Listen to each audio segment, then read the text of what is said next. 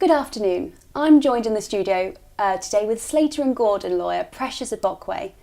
New research released by Slater and Gordon suggests that 2/3 of the UK's over 60s are feeling concerned about the effects of a breakdown in their children's marriages could have effect on their leftover assets, with 67% saying they feel they'll leave over £100,000 in their will.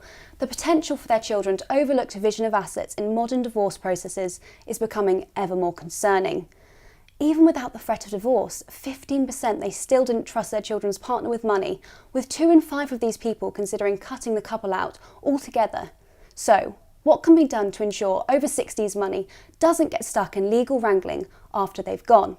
Precious, thank you so much for joining me today. So, what does the research tell us about the concerns of over 60s when writing their wills? In the research that Slater and Gordon did showed that 2/3 of over 60s haven't put safeguards in place in protecting their assets should their children get divorced in the future. Okay, thank you. So as a lawyer, what are some of the most common issues you see present themselves via this kind of relationship between inheritance, wills and divorce? And so a lot of issues that we see is people first and foremost aren't writing wills, and especially if they've been separated from their spouse for a long time. They may even have a new partner that they're living with, and if they were to pass away without making a will, their assets that they've worked hard for would be going to their estranged spouse instead of to their new partner or to their children or grandchildren. So first and foremost, it's so important to make a will and to make sure that your wishes are reflected in that.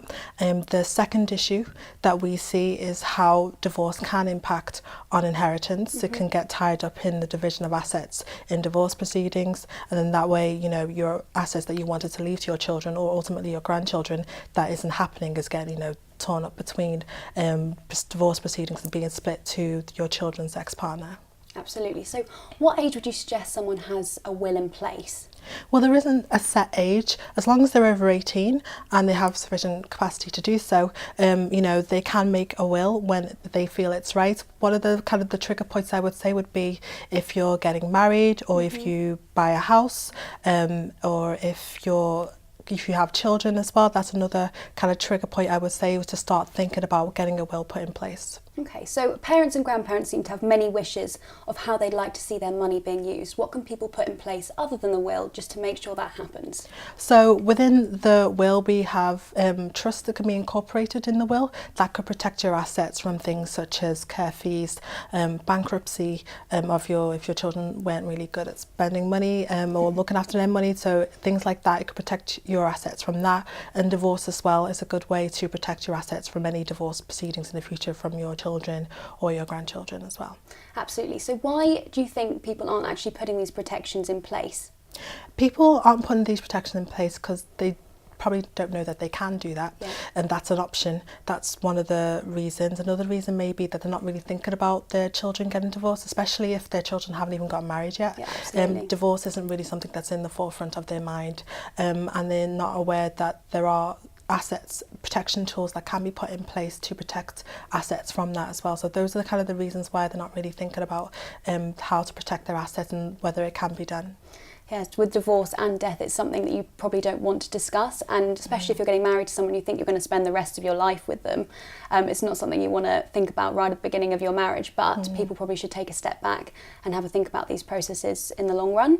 So obviously it's a very emotional topic, divorce, wills, that kind of thing, but how do we separate our emotional wishes from what's actually practical and realistic when looking at relationship dynamics, such as children and grandchildren and their partners?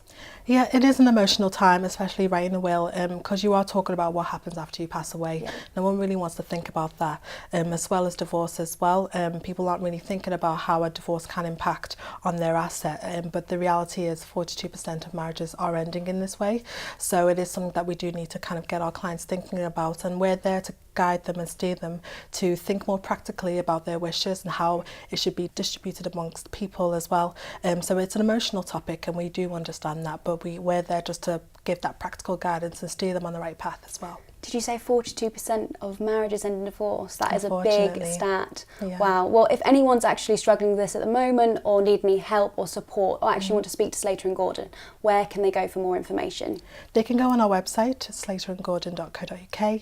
There's loads of blogs and fact sheets and information there about wills, inheritance and divorce, and a list of our experts in your local area as well, who are willing to help you and assist you through this time and get through the structure of the will as well.